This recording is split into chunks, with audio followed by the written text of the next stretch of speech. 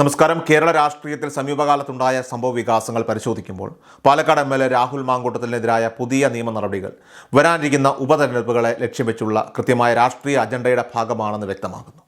നിലവിൽ ചാർജ് ചെയ്യപ്പെട്ടിട്ടുള്ള കേസുകൾക്ക് പുറമെ സമാനമായ സ്വഭാവമുള്ള ഒട്ടനവധി പരാതികൾ വരും ദിവസങ്ങളിൽ ഉയരാനുള്ള സാധ്യത തള്ളിക്കളയാനാവില്ല. ഈ കേസുകളിലെ മൊഴികൾ പരിശോധിക്കുമ്പോൾ ഒരേ രീതിയിലുള്ള ഡ്രാഫ്റ്റിംഗ് ശൈലിയും നിയമപരമായിട്ടുള്ള പഴുതുകൾ അടയ്ക്കാനുള്ള ബോധപൂർവമായിട്ടുള്ള ശ്രമങ്ങളും പ്രകടമാണ്.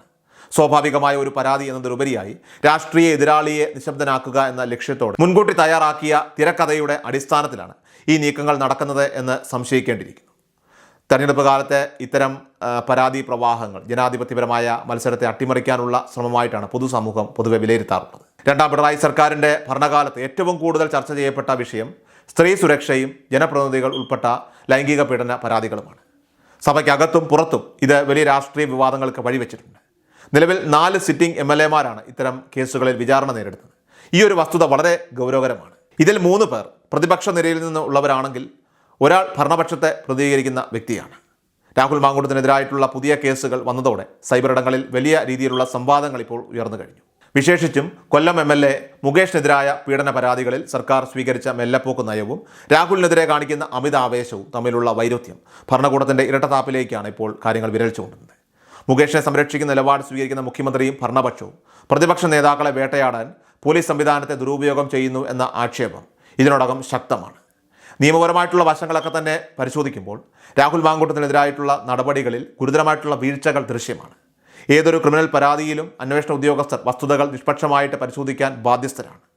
BNSS സെക്ഷൻ 173 പ്രകാരമുള്ള നടപടിക്രമങ്ങൾ പാലിക്കാതെയും പ്രതിക്ക് നോട്ടീസ് നൽകാതെയും രാത്രികാലങ്ങളിൽ നടത്തുന്ന അറസ്റ്റുകൾ രാഷ്ട്രീയ വിരോധം തീർക്കലല്ലാതെ മറ്റൊന്നുമല്ല. നേരത്തെയുള്ള കേസുകളിൽ കോടതിയിൽ നിന്ന് ജാമ്യം ലഭിച്ച വ്യക്തി എന്ന നിലയിൽ പോലീസ് ആവശ്യപ്പെട്ടാൽ ഏതു സമയത്തും ഹാജരാകാൻ നിയമപരമായിട്ട് ബാധ്യസ്ഥനായ ഒരു ജനപ്രതിനിധിയെ ബലം പ്രയോഗിച്ച് പിടികൂടേണ്ട സാഹചര്യം നിലവിലില്ലായിരുന്നു. പോലീസിൻ്റെ ഭാഗത്തുനിന്ന് ഉണ്ടാകുന്ന ഇത്തരം നിയമവിരുദ്ധമായ അഭ്യാസങ്ങൾ അന്വേഷണ സംഘത്തിൻ്റെ നിക്ഷിപ്തമായ താല്പര്യങ്ങളെയും അതോടൊപ്പം തന്നെ രാഷ്ട്രീയ വിധേയത്വത്തെയുമൊക്കെയാണ് വെളിപ്പെടുത്തുന്നത്. കൃത്യമായ നിയമബോധമുള്ള ഉദ്യോഗസ്ഥർ ഇത്തരം രാഷ്ട്രീയ നാടകങ്ങളിൽ പങ്കാളികളാകുന്നത് നീതിന്യായ വ്യവസ്ഥയോടുള്ള വെല്ലുവിളിയാണ്. പരാതിക്കാരി ഉന്നയിച്ചിട്ടുള്ള തെളിവുകളിലെ അസ്വാഭാവികത ഈ കേസിൻ്റെ വിശ്വാസ്യതയെ തന്നെ ചോദ്യം ചെയ്യുന്നു. 2024 നടന്നുവെന്ന് ആരോപിക്കപ്പെടുന്ന ഒരു സംഭവത്തിൽ പരാതിക്കാരി തന്നെ തെളിവുകൾ, അതായത് ഭ്രൂണം ഉൾപ്പെടെ സൂക്ഷിച്ചു വെച്ചുവെന്ന് പറയുന്നത് മെഡിക്കൽ സയൻസിനും നിയമപരമായിട്ടുള്ള നടപടിക്രമങ്ങൾക്കും നിരക്കാത്തതാണ്. സാധാരണഗതിയിൽ ഇത്തരം നിർണായകമായിട്ടുള്ള തെളിവുകൾ ശാസ്ത്രീയമായി ശേഖരിക്കേണ്ടതും സംരക്ഷിക്കേണ്ടതും അന്വേഷണ ഉദ്യോഗസ്ഥരാണ്. വർഷങ്ങൾക്കോ മാസങ്ങൾക്കോ ശേഷം സ്വയം ശേഖരിച്ച തെളിവുകളുമായിട്ട് വരുന്നത് നിയമപരമായിട്ട് നിലനിൽക്കില്ലെന്ന് മാത്രമല്ല ഇതിന് പിന്നിലെ ഗൂഢാലോചനയും സൂചിപ്പിക്കുകയും ചെയ്യുന്നു. വിദേശത്ത് വെച്ചാണോ അതോ നാട്ടിൽ വെച്ചാണോ പീഡനം നടന്നത് എന്നതിലും തെളിവുകൾ ശേഖരിച്ച രീതിയിലും വൈരുദ്ധ്യങ്ങൾ നിലനിൽക്കുന്നുണ്ട്. ഇത്തരം വസ്തുതകൾ പരിശോധിക്കാതെ കേസ് രജിസ്റ്റർ ചെയ്ത പോലീസ് ഉദ്യോഗസ്ഥർ പിന്നീട് ഇതിനെ മറുപടി പറയേണ്ടി വരുമെന്നത് നിശ്ചയമാണ്.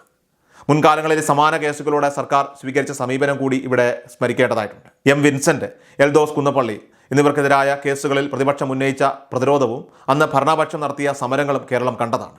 എന്നാൽ ഇടതുപക്ഷ MLA-മാർക്കും നേതാക്കൾക്കുമെതിരെ പരാതി വരുമ്പോൾ സർക്കാരിൻ്റെ നിലപാട് പൂർണ്ണമായും മാറുകയാണ്.